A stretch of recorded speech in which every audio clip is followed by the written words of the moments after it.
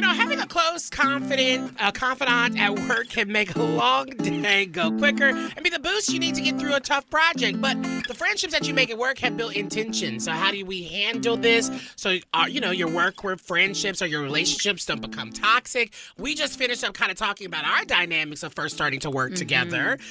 So joining us for this conversation is James Guay. He is a licensed marriage and family therapist. Thank you so much for joining us. Absolutely. Happy to be here with you both. Yeah. So let's talk about, these signs of if you are, wanting to have a work friendship, what are some of the signs that you think, come up as you start to feel like, oh, something doesn't feel right. This is starting to go into toxic territory. Yeah. Well, there's certainly a compatibility issue in terms of, if there's shared goals or core values or sort of environment or projects that you're working on. But there also can be things, that come up where it feels like, oh, this feels off or, potentially toxic, where, if you find yourself being a little scared about their responses, if you weren't friends with them or, you're hearing how or seeing how they're treating others and you're scared that they'll treat you that way eventually. There's certain signs and signals that we need to pay attention to just to kind of notice some of those red flags. Yeah. So what if those things come up, but, you could care about someone and there could be a lot of pros in your friendship. I think it could be hard, and that's where you sometimes put those cons aside. So when do you know when it's something to take note of? Because no friendship is perfect, you could say. Sure. Well, and, a lot of friendships require us to sort of maintain them or, sometimes, depending on the depth of the friendship or what kind of friendship it is, sometimes we just need to kind of touch base and be like, okay, what's working, what's not, how can we do things better? If that's not the case in this particular potentially toxic work relationship, it's about not gaslighting ourselves and allowing ourselves to notice what could be problematic or what is. Again, I think the things that are telltale signs is if the person is treating others in mean ways or vindictive or spreading gossip, if they're betraying our trust, our privacy, those kinds of things, if they're pulling us down, if we're feeling, tired after hanging out or spending time with them, if they bring out the worst in you, and ultimately, if we need to distance ourselves or have a conversation, we're like, hey, I wonder if we can improve upon this. It really depends on how toxic it is. Yeah, because my thing is if you are trying to, once a friendship is set up, it's really difficult to introduce new boundaries in that friendship. It makes it a lot more complicated. So how can you do that without messing up the entire vibe?